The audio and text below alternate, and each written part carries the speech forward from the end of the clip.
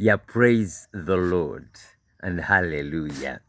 I'm right here in our banana garden. It's a small garden, about 100 by 70 feet, but it has a number of banana plants from which we eat our matoke. You can be blessed this way, that on top of working for a salary or you have a business, on top of that you can have a garden from which you get banana fibers, banana leaves for cooking your matoke also, and also you can get a place, a quiet time to think and dream. Ndi wano mu lusuku mukwano gwange, kasuku kaffe katonotono naye tukalyamu amatooke, tukajjamu endagala, tukajjamu ebyayi. Ate n'ekirala nsobola okujja n'embeera eno ne ndowooza ebirowoozo ebirungi, ne ndowooza ku bulungi bwa Mukama, ne ndaba ebinyonyi, ne ndaba obunyonyi, ne ndaba ebiwuka, ne ndaba obuwuka, ne nnyongera okugulumiza Katonda. Omanyi Bayibuli egamba nti bali bayita miti gya bulamu egyasimbibwa Katonda okulaga obulungi bwe. Mu Isaaya 61 owulidde kati Katonda atugerageranya nnyo ku bimera. Mu Zabbuli 91 Bayibuli egamba nti alibanga omuti ogwasimbibwa okumpi. Mu Zabbuli esooka Psalm 1 Bayibuli egamba nti alibanga omuti ogwasimbibwa okumpi n'emigga egy'amazzi egibala ebibala byagyo mu ntuuko zaagwo. You be like a tree planted near streams of water whose roots go into the water. It will not wither even if the sun shines. Nti tegirikala oba omusana gwaka gutya kasita wabaawo amazzi. Era naffe tekitusimisa emikutu. That's why we have all these trenches to ensure that there is water retention. Buli kimera we kiba n'amazzi kiba kisobola bulungi nnyo okuba ekiramu, kuba amazzi ge gakola nga transport system.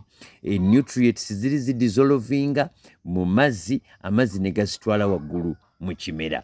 Kati buli lw'obeera n'amazzi obeera n'obulamu mu kimera. Naffe nno amazzi gaffe kye kigambo kya Katonda.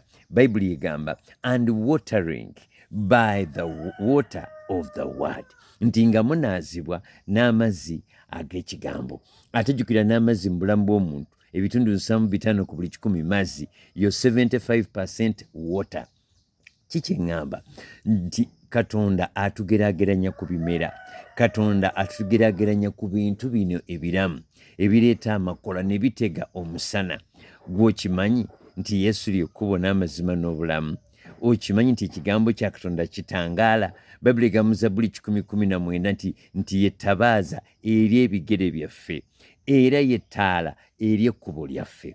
Bingi nnyo bye tuyiga nga tulaba ebintu eby'enjawulo mu bulamu bw'ensi eno, ng'owulira enkoko zikookolima, ng'olaba ebimera eby'enjawulo, ng'olaba empummumpu, olaba ebitooke, olaba endagala. There is a lot to learn from crops because God has created crops in a special way for us to feed on them, but for us also to see His glory and for us to appreciate His science, His great thoughts about human lives. So everything we see in the natural is for our learning, for our empowerment, for our encouragement. May the Lord bless you as you appreciate nature, as you appreciate what you see, as you appreciate the way scripture relates to plants.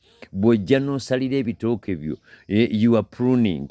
And in John 15, the Bible says Jesus is the vine and his Father is the gardener. He prunes every crop, and every crop he prunes, it bears more fruit. Mukama yeebasibwe. Naffe tusalako wano endagala ne tusalako ebiragala ebikaddiye, amatooke gano gaveeyo nga manene tusobole okugalya. Era ngenda kuva mu lusuku luno n'ettooke nditwale tulirye. Mukama bawonye omukisa. Yongera okulaba vidiyo eno, yongera okusharinga, subscribinga ku YouTube, be my follower on TikTok, subscribe on my YouTube channel, like my Facebook page. The Lord will bless you.